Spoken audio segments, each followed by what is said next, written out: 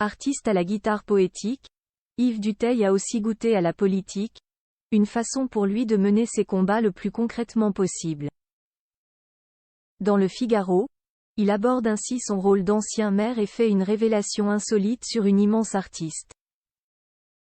La suite après la publicité. Le talent musical d'Yves Dutheil est bien connu et ses 50 années de carrière sont célébrées avec un coffret. Celui à qui l'on doit la poétique chanson Prendre un enfant par la main a également mené en parallèle une carrière politique. Il a été maire de son village de Précy-sur-Marne en Seine-et-Marne.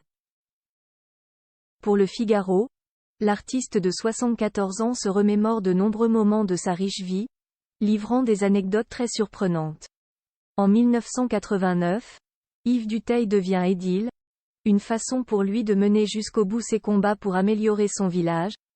C'était complètement inattendu, mais en même temps, ça a été une période passionnante pour moi et mon épouse, Noëlle Léonore Mallard, mère de sa fille Martine, NDLR. Qui était mon adjointe. Ça a été une belle aventure humaine qui m'a aidé à m'ouvrir. Durant 25 ans, le chanteur, connu pour être chiracien, était donc maire, menant de nombreux combats en rêvant d'être utile pour ses concitoyens. Jacques Chirac lui avait d'ailleurs conseillé de se présenter pour pouvoir accomplir ce qu'il souhaitait. Parmi ses administrés se trouvait un grand nom.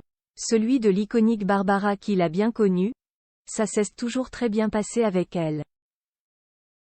Elle invitait toujours les personnes âgées du village à ses concerts. Pour sa série de concerts au Châtelet en 1993, elle avait distribué des préservatifs à la volée. À la fin de cette tournée, il lui en restait beaucoup, dont elle a fait cadeau à la mairie. On s'est retrouvé avec 1 mètre cube de préservatifs à distribuer aux jeunes du village et des communes voisines. Yves Dutheil, désabusé par la politique d'aujourd'hui. Yves Dutheil a tourné la page de sa fonction de maire pour se concentrer sur son travail artistique. Il garde un souvenir intense de son travail mais porte un regard désabusé sur la politique. Je pense que le monde n'est pas régi par des masses, mais par des individus. Les grandes choses qui se sont faites dans le monde, c'est Simone Veil, Einstein, Martin Luther King. On rêverait d'une assemblée de sages sur le modèle du GIEC, qui porterait sur le monde un regard bien plus large que le partisanisme auquel on est confronté aujourd'hui.